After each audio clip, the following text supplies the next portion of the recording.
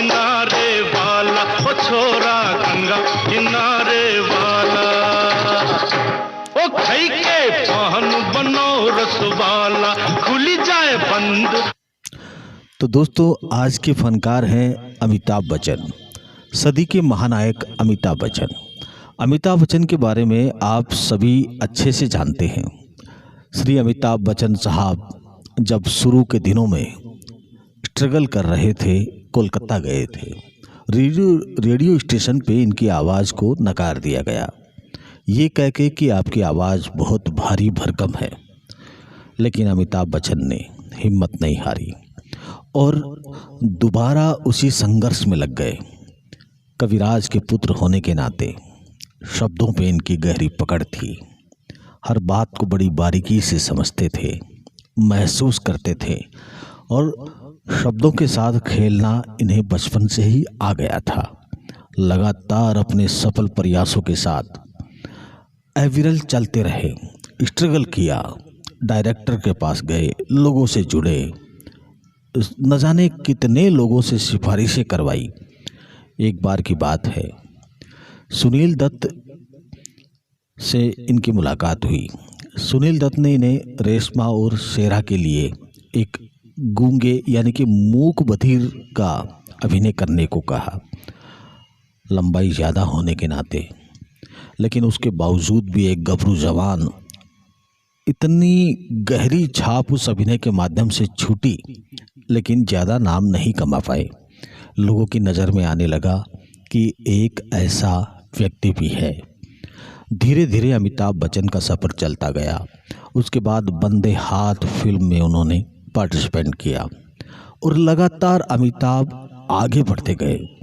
लोगों के दिलो दिमाग में ये बात चढ़ती गई कि एक ऐसा कलाकार हिंदुस्तान की सरजमी पे अब उभर रहा है।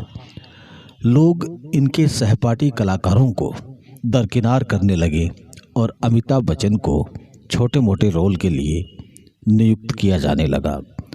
तो दोस्तों, जैसा कि विदित है, आप सभी जानते हैं, आज का ये सफ़रनामा गंगा किनारे वाला, जो कि अमिताभ बच्चन के लिए ये गाना पिक्चराइजेशन किया था। अमिताभ बच्चन आज के दौर में उतने ही कालजयी है जितने कि पहले हुआ करते थे। श्री अमिताभ बच्चन ने न जाने कितने ही मेहनत और लगन के साथ आगे बढ़ने का संकल्प लिया और एक से बढ़कर एक फिल्में इन्होंने दी। इनकी शोले फिल्म इतनी मकबूल हुई कि लगातार शोले फिल्म के डायलॉग गली मोहल्ले और कॉलोनियों में गूंजने लगे। चारों तरफ बस एक ही नाम था कि जय का रोल करने वाले अमिताभ बच्चन, जो कि बोलते थे तो यूँ लगता था कि वाकई ही अपने दिल की आवाज़ हो। आज अमिताभ बच्चन के बारे में हम चर्चा कर रहे हैं और अमिताभ बच्चन के धारा पर वहाँ बोलने का अंदाज ही इनको सुपरस्टार बनाने में कामयाब हुआ।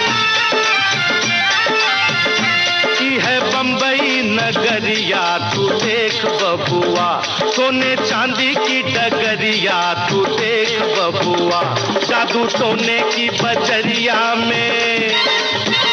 आपने भी सुना होगा कि बम्बई एक ऐसी जगह है जो किसी का हाथ पकड़ती है तो फिर छोड़ती नहीं, एक बार नकारती जरूर है। अमिताभ भी जब बम्बई आए, यानी कि इस वक्त की मुंबई उस वक्त की बम्बई थी। मुंबई में किशोर दा का इनको साथ मिला। किशोर दा ने इनकी आवाज़ में आवाज़ मिलाकर जितने भी प्रभावशाली गीत गाए, आज वो उतने ही पॉपुलर है। आज भी वो उतने ही पॉपुलर इसलिए है क्योंकि किशोर दा की आवाज़ सहज, सरल और हर किसी भारतीय को लगती थी कि ये अपनी ही आवाज़ है।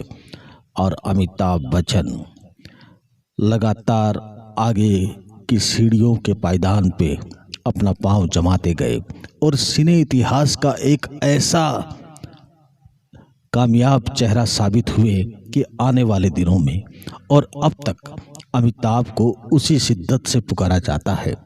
हालांकि अमिताभ बच्चन के साथ बहुत से ऐसे दौर आए जब वो टूट गए थे, बिखर गए थे, लेकिन अमिताभ ने हिम्मत नहीं हारी और अपनी खुददारी को जिंदा रखा।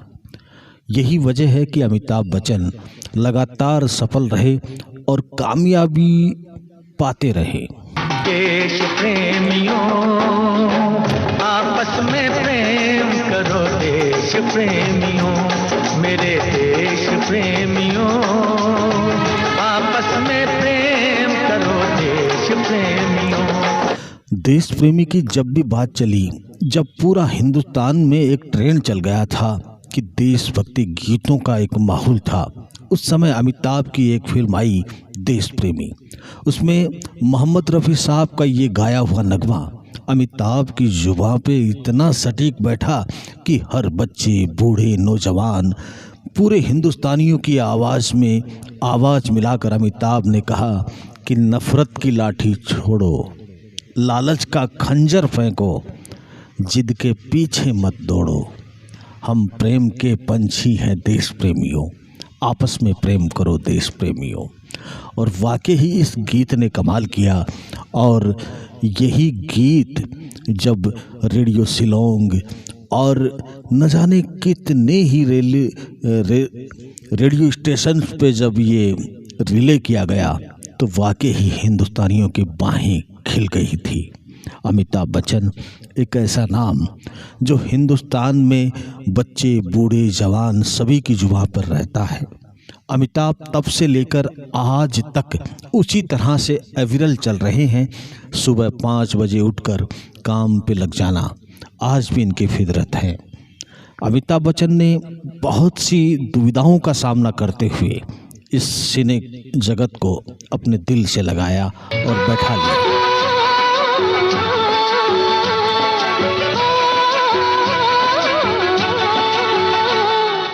चाहे और कुछ न मुझे यार दे, यार तुझे भर के मुझे प्यार दे, चाहे और कुछ न मुझे यार दे, यार। तो दोस्तों, अमिताभ के किस्से उन दिनों सबकी जुबान पे थे। अमिताभ लगातार आगे बढ़ रहे थे। ऐसे में जब फिल्म बन रही थी नमक हराम, तो नमक हराम में उस समय राजेश खन्ना सुपरस्टार की पदवी प्राप्त कर चुके थे। भारतीय सिने जगत के पहले सुपरस्टार राजेश खन्ना को माना गया है। लेकिन नमक हराम में जो बाबू मोशायर का जो रोल किया था इतना लाजवाब हुआ कि अमिताभ बच्चन का वो गुस्सेल चेहरा और बार बार उनके वो डायलॉग डिलीवरी की वो अंदाज लोगों के दिलो दिमाग में इस कदर बैठ गए कि वो उन्हें भूल नहीं पाए।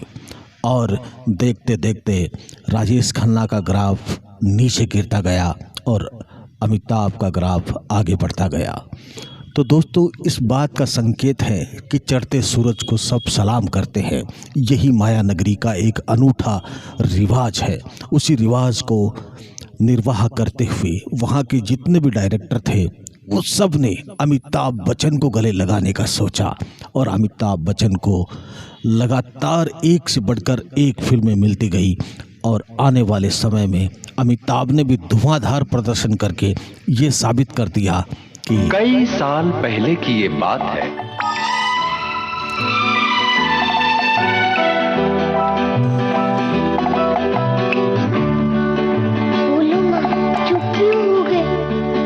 भयानक अंधेरी सिया रात में लिए अपनी बंदूक मैं हाथ में, घने जंगलों से गुजरता हुआ कहीं जा रहा था।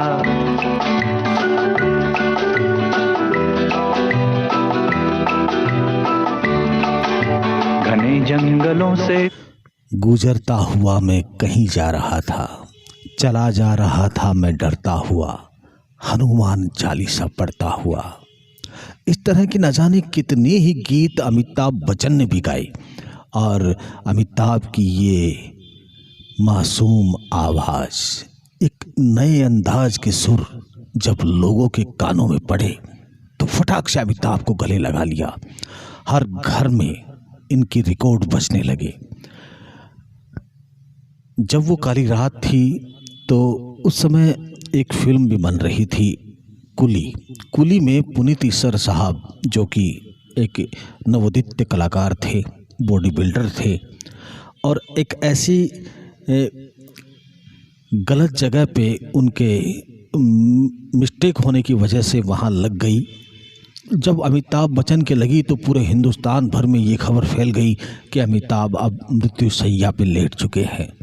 लोगों ने दुआएं की, हिंदू, मुस्लिम, सिख, ईसाई समस्त भारतीयों ने हाथ उठाए और उस परवरदिगार आलम, उस भगवान से, उस खुदा से ये प्रार्थना की कि अमिताभ को जल्दी से जल्दी ठीक करें। और ऊपर वाले ने पूरे भारतीयों की प्रार्थना सुनी और अमिताभ ठीक हुए। ठीक होने के बाद लगातार अमिताभ ने उसी जोश के साथ आगे बढ़े और लोगों का प्यार डबल उन पर। ये जीना भी कोई जीना है लल्लू, हाँ? ला ला ला ला ला ला ला। तो अमिताभ ने मुश्किलों का सामना करते हुए लोगों के दिलो दिमाग में ये बैठा दिया कि ज़िंदगी में जब तक दुख, तकलीफ़, मुसीबतें नहीं आए, इंसान को घबराना नहीं चाहिए, बल्कि लगातार अपने उस कार्य में लगे रहना चाहिए जिसके लिए वो बना है। अमिताभ बच्चन को बहुत पहले ये समझ में आ गया था कि अमिताभ फिल्म इंडस्ट्रीज के लिए बने हैं। अमिताभ ने एक बार ये भी कहा था कि जितने बाजू उतने सर, गिन लो दुश्मन शान से, जीतेंगे हम हर बाजी जब खेलेंगे जी जान से। और वाकई ही उन्होंने जी जान से खेलते हुए ये साबित कर दिया कि ये जिन्होंने लोगों ने जिनको नकार दिया गया है, आज वो सुपरस्टार ही नहीं बल्कि महानायक बनकर हिंदुस्तान के तिरंगे के साथ इस तरह से बंधे हैं कि हिंदुस्तान की पहचान सिने जगत में, भारतीय फिल्मों की पहचान अमिताभ बच्चन के साथ होने लगी। विदेशों में भी अमिताभ बच्चन के झंडे नायाब होने लगे और अमिताभ लगातार एक बार किसी कारणवश राजनीति में भी आए, खूब वोटों से जीते, सामने वाले बड़े दिग्गज नेताओं को धाराशाही भी किया, लेकिन उसके बाद अमिताभ बच्चन को ये राजनीति रास नहीं आई और वहीं पर संकल्प लिया कि आज के बाद मैं कभी राजनीति में शामिल नहीं होऊंगा। तब से लेकर अब तक अमिताभ अपनी बात पे कायम रहे और जब भी कभी राजनीति की बात आती है तो अमिताभ बस मंद मंद मुस्कुरा जाते हैं और किनारा कर लेते हैं। इसके पीछे की कहानी बहुत सारी है दोस्तों, कभी किसी वीडियो में आपसे को फिर से बताएंगे, लेकिन फिलहाल आपको बता रहे हैं, ये सुने आप। या है मोहब्बत या है जवानी, दो लफ्जों की है। बस लफ्ज़ों की तो सारी कहानियाँ हैं, लफ्ज़ों के ही तो सारे किस्से हैं। अमिताभ बच्चन, आज के इस एपिसोड में उम्मीद करता हूँ कि आपको ये वार्ता अच्छी लगी होंगी और अगले किसी वीडियो में और किसी कलाकार को लेकर आपके बीच मुखातिब होंगे। तब तक के लिए मैं आपका दोस्त आरजे अभिषेक शमशू आपसे इजाज़त लेता हूं।